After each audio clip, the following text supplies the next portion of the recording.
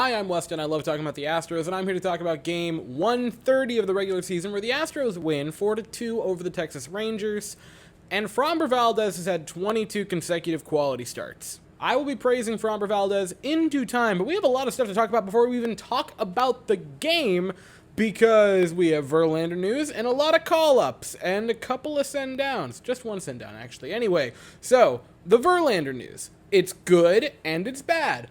15-day IL stint for Verlander, who has a, checks notes, fascial disruption in his calf.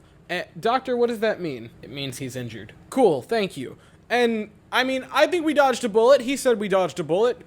And I take that as, yeah, we did. It's only 2 weeks, which isn't terrible. It's not ideal, but it's not the worst thing. Like, athletes, we're such in this weird mindset. Whenever any athlete in any sport suffers any type of injury, we always just go, he tore his ACL. He got hit in the ribs. His rib ACL! So the fact that there's no actual tear in any muscles or anything for Verlander, and it's just basically a glorified boo-boo. I'm not saying that as like a knock at Verlander at all. I'm just saying it's not a serious injury is a good thing.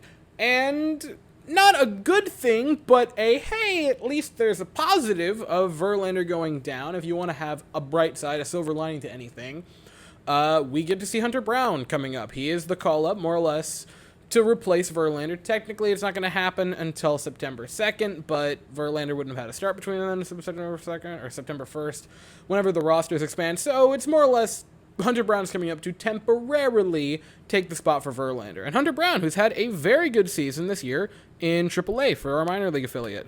So far this season, 23 games played. He has a 2.55 ERA, a 3.29 FIP. I'd love to give you expected ERA numbers, but they sadly don't exist for minor leagues. I can tell you that he has a K per 9 at 11.39 and a walk per 9 of 3.82. So solid numbers for Hunter Brown. The FIP makes you think he's doing well. So I'm very excited to see Hunter Brown. And granted, I don't think it's going to be long, maybe 2 or 3 starts, just a slight cup of coffee. Not even a full cup of coffee, just like a couple of sips. But I'm excited to see what he can do here. We also swapped Jake Myers for JJ Matenjevic temporarily, which, yeah, Jake Myers has not been great this season, and Dusty said that he would have preferred to keep Jake Myers down in the minors and let him get a footing there instead of here, but, luckily that took a couple of months to figure out that you could actually send Jake Myers back down. I'm glad we finally hammered out that kink. And Yainer Diaz will also be joining the Astros, who has been a minor league catcher of ours in AAA.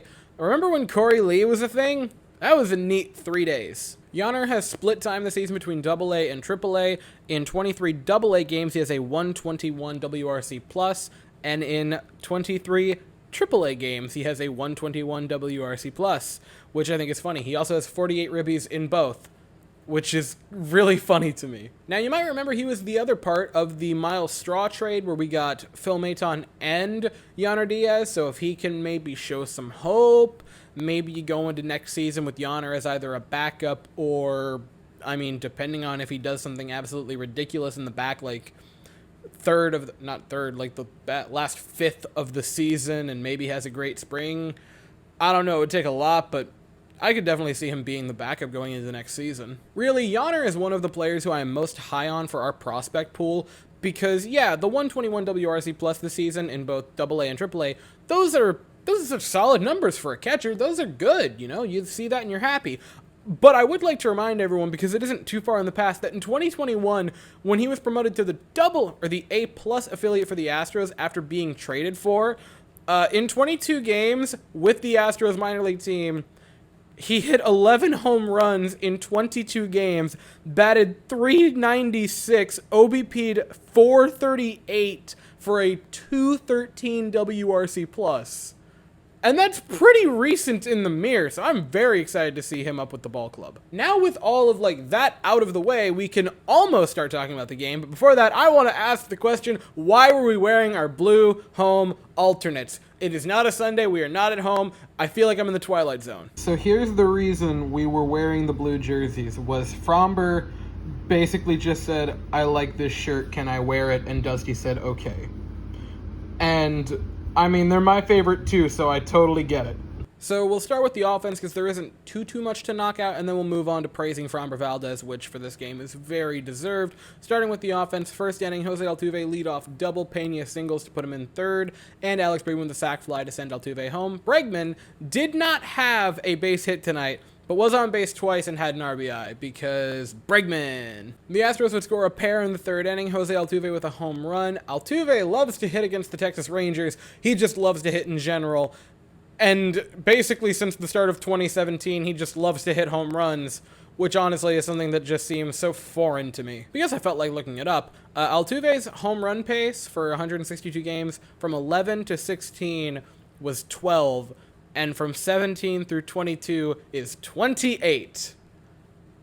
Reasons. And in the seventh, the Astros would get another run. The bases were loaded with no outs. Surely a big offensive outburst. And Yuli Gurriel drew a bases loaded walk, which is neat. I mean, hey, that's a run. That was good discipline. Yuli took some gutsy calls on that. I'll give him that. I also thought he was kind of unlucky today with 3 hard hit balls, though none of them fell for a hit. Shame for the pineapple.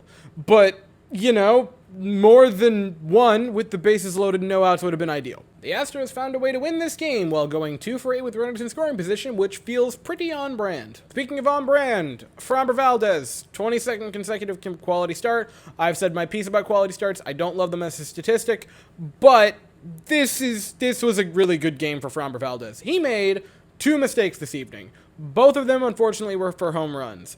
Only 7 hard hit balls and 8 innings of work. That's well where you want it to be.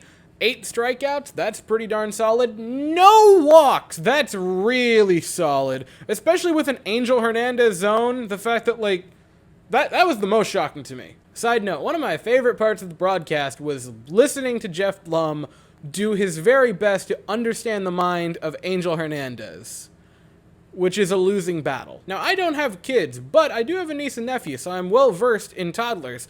And watching coaches, players, announcers, the general populace try to understand or reason with Angel Hernandez is sort of like trying to understand or reason with a toddler. No, listen, you can't eat styrofoam, okay? That's not food. It's not edible. You can't digest.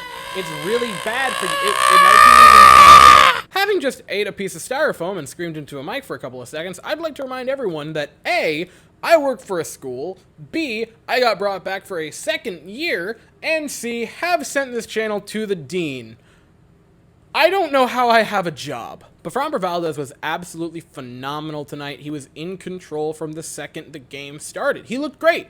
This might be one of the best games I've seen from him, which is ironic because he did give up a pair of home runs. But the walks to strikeouts, the hard hit balls being low, which is very surprising for Framber. What a gem. And Hector Neris looked pretty darn good as well. Pair of strikeouts in his inning of work. He's been on a nice little comeback recently. He's had quite a few good outings in a row, which is extremely hopeful, especially heading towards the postseason. So we play again tomorrow, 2:10 Eastern, 1:10 Central, an afternoon game. Wasn't the last time we had an afternoon game in Arlington the same video where there was a snake under my desk? Hopefully we win, but hopefully that doesn't happen again. Anyway, we send Christian Javier, the coffee man, to the mound, and the Rangers send our daddy, Martin Perez, to the mound. Hopefully we can get to him, and I'll be here afterwards to talk about it. But that is all I have to say for the evening, so thank you all so very much for watching. I hope you all have an absolutely fantastic day, and as always, go Astros.